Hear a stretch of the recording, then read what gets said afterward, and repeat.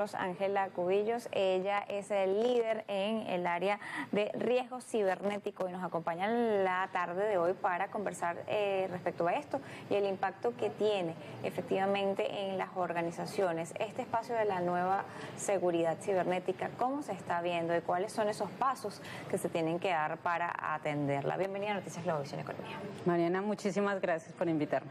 Bien, me gustaría comenzar respecto a lo que son efectivamente esos pasos que se dan para fortalecer lo que es el aspecto de la ciberseguridad y entender el impacto que tiene no hacerlo para las organizaciones. Claro que sí. Definitivamente hay una creciente en ataques cibernéticos que hace que cada vez las organizaciones fortalezcan esa resiliencia cibernética. ¿Y qué es esa resiliencia cibernética? Al final es el llamado a las organizaciones a que se protejan, a que detecten, respondan y se recuperen adecuadamente, porque si no, por eso es que encontramos cifras tan devastadoras alrededor del impacto que esto genera a las organizaciones. Es por eso que esos 5 pasos que recomendamos a las organizaciones en los que trabajen en fortalecer esa resiliencia cibernética son los siguientes. El primero, hay que trabajar mucho el tema de cultura de ciberseguridad. Hay un porcentaje bastante alto. Diferentes estudios nos muestran que entre el 70, 80, hasta el 95% de los ciberataques ocurren debido al error humano. Entonces hay que trabajar definitivamente muy fuerte en eso para que el factor humano sea más bien un aliado y de pronto no una puerta por la cual entren los ciberatacantes. Lo segundo, hay que trabajar en identificar y gestionar los riesgos. Si no sabemos a qué nos enfrentamos, va a ser muy difícil poderlo gestionar adecuadamente. Hay que entender, por ejemplo, cuál es ese impacto económico que va a tener esos riesgos en nuestras organizaciones para que podamos definitivamente tener estrategias adecuadas para gestionar ese riesgo. El tercer paso tiene que ver con la implementación de controles. Y la implementación de controles se va a dar en la medida que yo entienda mi riesgo y sepa cómo lo quiero gestionar. Si voy a aceptarlo, si lo voy a mitigar a través de controles o eventualmente quiero transferirlo. El cuarto paso tiene que ver con el tema de la respuesta ante ciberincidentes. Cuando esto ya me ocurre, ¿cierto? ¿Cómo voy a responder? ¿Cómo voy a hacer y voy a gestionarlo, cierto? Entonces tengo que definir unos planes, tengo que hacer unas simulaciones de escenarios que me pueden ocurrir y tengo que estar preparados. En algunos estudios se dice que solo el 40% de las organizaciones han probado sus planes de respuesta. Es un número muy bajo cuando esta situación definitivamente va a un aumento. Y el último, pero no menos importante, trabajar en temas de continuidad del negocio.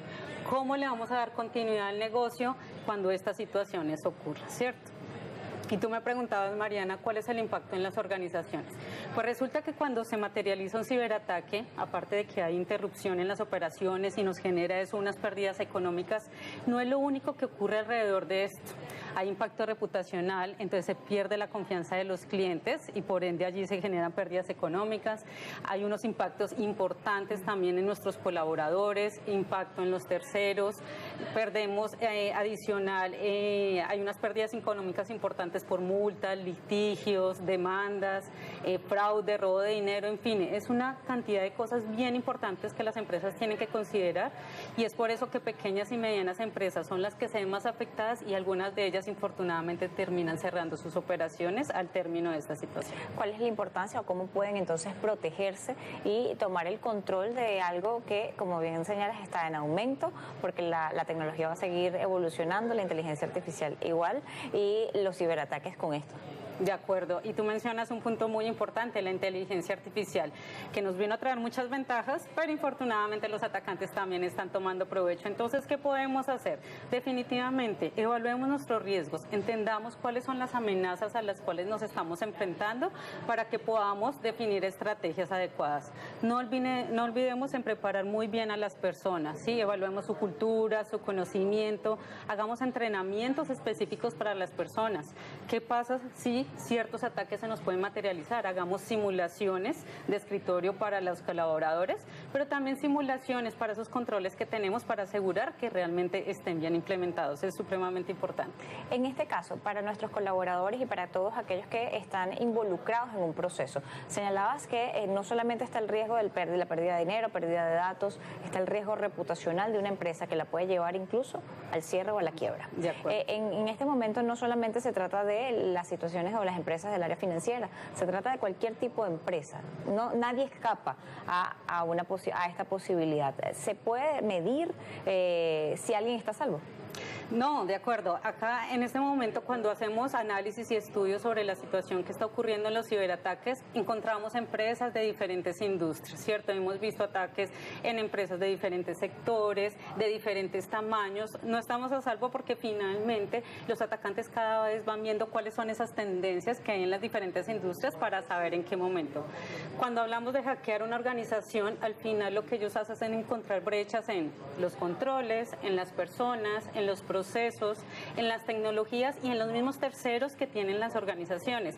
Y al final todos trabajamos con eso, ¿cierto? Con personas, procesos, tecnologías y terceros, entonces todos estamos allí expuestos. Por eso es que es tan importante identificar en dónde tenemos esas brechas y cómo vamos cerrándolas poco a poco. Esas brechas, cuando tenemos ese espacio y la tecnología sigue evolucionando, tiene que ser una formación constante para ese personal. ¿Cuáles serían las áreas fundamentales a formar inicialmente en una organización? Bueno, cuando estamos pensando en temas de formación y capacitación a nuestros colaboradores, hoy en día pues cada vez hace más sentido que entendamos cuáles son las deficiencias que tenemos en conocimiento y qué es lo que queremos transmitir.